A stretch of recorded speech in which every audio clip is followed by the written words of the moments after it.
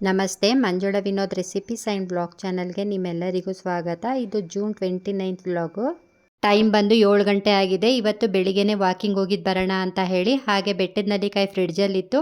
ಸರಿ, ಅದನ್ನು ತೆಗೆದಿಟ್ಬಿಟ್ಟು ಹೋದರೆ ನಾವು ವಾಕಿಂಗ್ ಮುಗಿಸ್ಕೊಂಡು ಬರೋ ಅಷ್ಟೊತ್ತಲ್ಲಿ ಅದು ರೂಮ್ ಟೆಂಪ್ರೇಚರ್ಗೆ ಬಂದಿರುತ್ತೆ. ಆಮೇಲೆ ಜ್ಯೂಸ್ ಕುಡಿಯೋದಕ್ಕೆ ಸರಿ ಹೋಗುತ್ತೆ ಅಂತ ಹೇಳಿ ಈಚೆ ಎತ್ತಿಡ್ತಾ ಇದ್ದೀವಿ. ನಮ್ಮ ಮನೆಯಿಂದ ಒಂದು 50 ಹೆಜ್ಜೆ ಇದೆ ಅಷ್ಟೇನೆ. ತುಂಬ ಚೆನ್ನಾಗಿದೆ, ದೊಡ್ಡದಾಗಿದೆ ಫೀಲ್ಡು. ಇಲ್ಲೆಲ್ಲ ಸ್ಪೋರ್ಟ್ಸು ಮತ್ತು ಕ್ರಿಕೆಟ್ ಎಲ್ಲ ಭಾನುವಾರದ ಹೊತ್ತು ಆಡೋದಕ್ಕೆ ಬರ್ತಾರೆ. ಮತ್ತು ಬೆಳಿಗ್ಗೆನೇ ಇಲ್ಲಿ ದನ ಮತ್ತು ಕುರಿ ಎಲ್ಲ ಮೇಯಿಸೋದಕ್ಕೆ ಬರ್ತಾರೆ. ವಾತಾವರಣ ಅಂತೂ ತುಂಬ ಚೆನ್ನಾಗಿದೆ.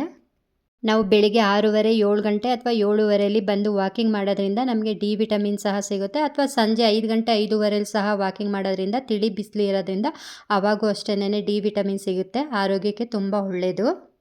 ಈಗ ವಾಕಿಂಗ್ ಮುಗಿಸ್ಕೊಂಡು ಮನೆಗೆ ಹೋಗ್ತಾ ಇದ್ದೀವಿ. ಬೆಳಿಗ್ಗೆ ಒಂದು ಹೆಲ್ತಿ ಡ್ರಿಂಕ್ಸ್ ಕುಡಿಯೋಣ ಅಂತ ಹೇಳಿ ಬೆಟ್ಟದ ನೆಲ್ಲಿಕಾಯಿ ಜ್ಯೂಸ್ ಮಾಡ್ತಾಯಿದ್ದೀನಿ. ಅದಕ್ಕೆ ನಾನು ಪಾಟಲ್ಲೇ ಬೆಳೆಸಿದ್ದೆ ದೊಡ್ಡಪತ್ರೆ ಮತ್ತು ಒಂದೆಲ್ಗ ಸೊಪ್ಪು, ಅದನ್ನು ಕಿತ್ಕೊಳ್ತಾ ಇದ್ದೀನಿ.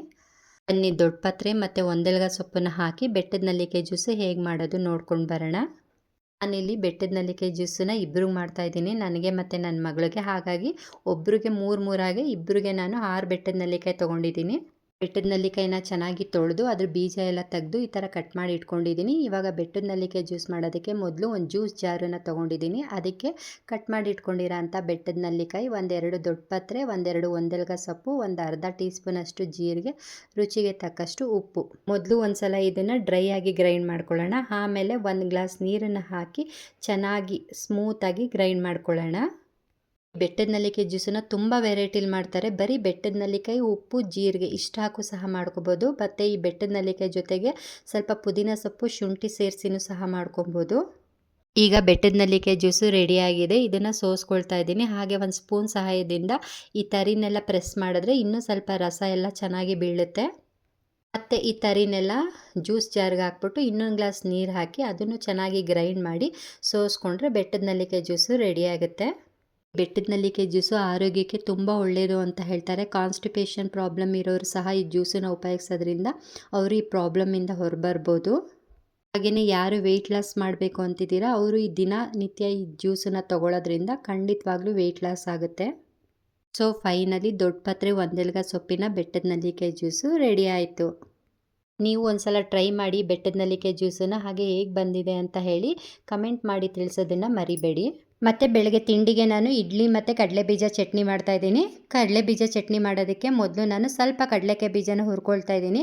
ಕಡಲೆಕಾಯಿ ಬೀಜ ಚಟ್ನಿ ಮಾಡೋದಕ್ಕೆ ನಾವು ಅಳತೆ ಪ್ರಕಾರದಲ್ಲೇ ತೊಗೋಬೇಕು ಅಂತ ಏನಿಲ್ಲ. ತೆಂಗಿನಕಾಯಿ ಅಥವಾ ಕಡಲೆ ಬೀಜನೆಲ್ಲ ಸ್ವಲ್ಪ ವೇರಿಯೇಷನ್ ಆದರೂ ಏನೂ ರುಚಿಲಿ ತೊಂದರೆ ಇಲ್ಲ.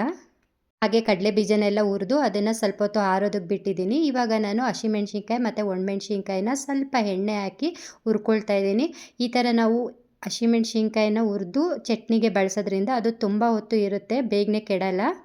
ಹಾಗೆ ನಾನು ಕಡಲೆಬೀಜ ಚಟ್ನಿ ಮಾಡೋದಕ್ಕೆ ಒಂದು ತೆಂಗಿನಕಾಯಲ್ಲಿ 1/4 ಭಾಗದಷ್ಟು ತೆಂಗಿನಕಾಯಿನ ಹಾಕ್ಕೊಳ್ತಾ ಇದ್ದೀನಿ ಕಟ್ ಮಾಡಿ. ಇದನ್ನು ಒಂದು ಸಲ ಗ್ರೈಂಡ್ ಮಾಡಿಕೊಂಡ್ರೆ ಈ ಥರ ನುಣ್ಣಗಾಗುತ್ತೆ. ಹಾಗೆ ನಾನು ಹುರಿದಿಟ್ಕೊಂಡಿರೋ ಅಂಥ ಕಡಲೆಕಾಯಿ ಬೀಜನ ಹಾಕ್ಕೊಳ್ತಾ ಇದ್ದೀನಿ. ಮತ್ತು ಹಸಿಮೆಣ್ಸಿನ್ಕಾಯಿ, ಒಣಮೆಣ್ಸಿನ್ಕಾಯಿ ಹುರಿದಿಟ್ಕೊಂಡಿದ್ನಲ್ಲ ಅದನ್ನು ಸಹ ಹಾಕ್ಕೊಳ್ತಾ ಇದ್ದೀನಿ.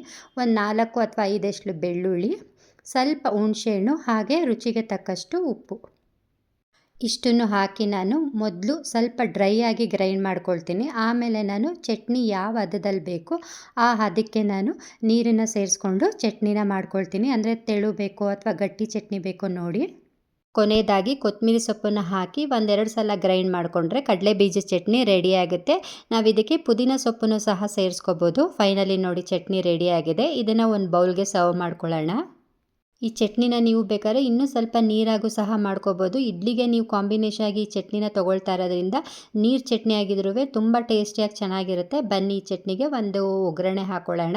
ನಾನು ಅದಕ್ಕೆ ಸ್ಟವ್ ಹಚ್ಚಿ ಚಿಕ್ಕ ಒಗ್ಗರಣೆ ಪ್ಯಾನ್ ಇಟ್ಟು 1.5 ಟೀ ಸ್ಪೂನಷ್ಟು ಕಡಲೆಕಾಯಿ ಎಣ್ಣೆ ಹಾಕ್ಕೊಳ್ತಾ ಇದ್ದೀನಿ. ಎಣ್ಣೆ ಎಲ್ಲ ಬಿಸಿ ಆದಮೇಲೆ ನಾನು ಒಗ್ಗರಣೆಗೆ ಸಾಸಿವೆ ಹಾಕ್ಕೊಳ್ತಾ ಇದ್ದೀನಿ. ಸಾಸಿವೆ ಎಲ್ಲ ಚಿಟಪಟ ಆದಮೇಲೆ ಒಣಮೆಣ್ಸಿನ್ಕಾಯಿ, ಕರ್ಬೇವಿನ ಸೊಪ್ಪು ಇಷ್ಟನ್ನು ಒಗ್ಗರಣೆಗೆ ಹಾಕಿ ಚೆನ್ನಾಗಿ ಬಾಡಿಸಿ ಚಟ್ನಿಗೆ ಸೇರಿಸಿದ್ರೆ ಕಡಲೆ ಬೀಜದ ಚಟ್ನಿ ರೆಡಿ ಆಗುತ್ತೆ.